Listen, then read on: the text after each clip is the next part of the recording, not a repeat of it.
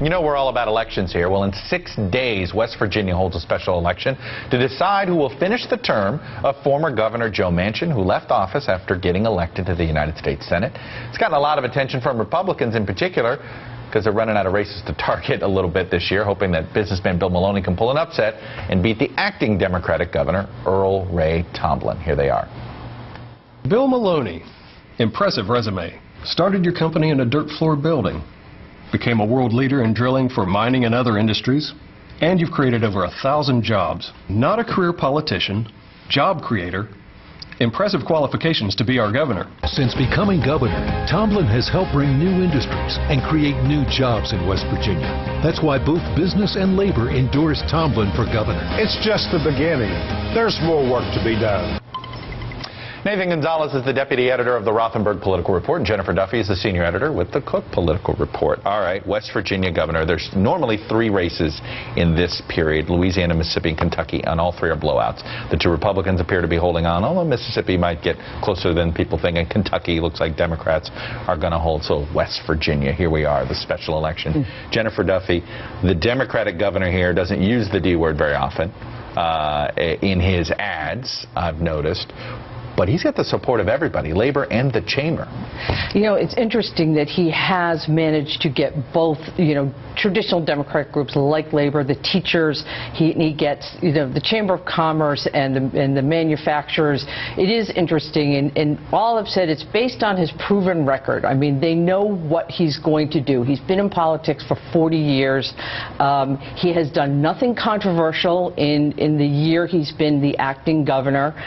Done some things voters like, reduce the food tax. He even touts a bill that makes it easier to get a job as washing hair in a beauty salon. So he's been not controversial, and he's done a little bit of something for everybody. And Nathan, the Republican playbook here seemed to be that they were going to try to figure out how to make Barack Obama's unpopularity in West Virginia, and frankly all national Democrats, nationalized Democrats in West Virginia, use that unpopularity to hurt the Democrat, but they've failed to pull this off. Well, and so far. And they also had the contrast between a lifetime politician and a businessman. They thought that would be an outsider, but none of it. I think the good news and the bad news for Democrats is that this race is local, and that the good news is that they've been able, compared to what's going on in Washington, what's going on in West Virginia is actually pretty good, and according to private polling, the right direction, wrong track in the state is actually pretty good. If you ask how it's going in the country, it's terrible. But Tomblin, because of this coalition he's been able to pull together, I think has been able to insulate himself from that national Democratic label. And Jennifer, Tomblin, actually, there was some nervousness among some Democrats who always viewed him as the most electable, that he was going to have a primary problem. There was a pretty contentious Democratic primary there, but Tomblin, he ran the same campaign. He got none of those labor endorsements in the primary, and yet pulled out a 41% victory. So, he does sort of appeal across the party. And Republicans, because they thought they were going to be able to target Kentucky. And by the way, it is amazing that Republicans they've had their own problems. A candidate shot themselves in the foot, but Mitch McConnell's Republican Party not making much progress in Kentucky governor, which says something about their candidate there. Yeah, I think that Kentucky Democrats and Steve Beshear are likely to keep Kentucky. I don't think Republicans have given up on West Virginia quite yet. There's still a week to go. It's running out. There's no momentum in the race, which I think is for anybody, right? Either of them.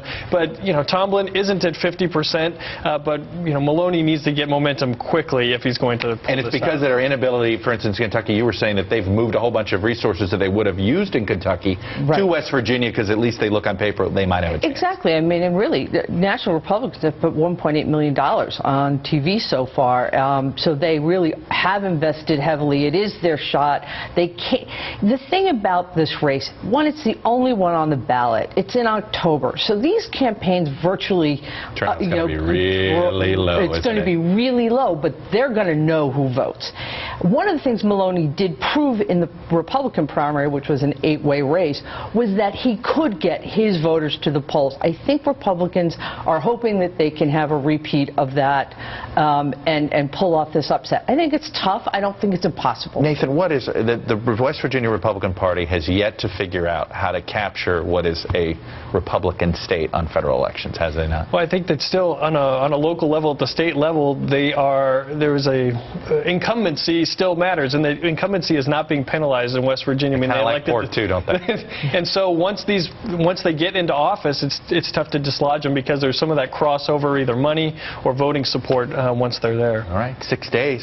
Somebody will be voting. And they get to do somewhere. it again in 2012. I was just going to say they do it again 13 months later.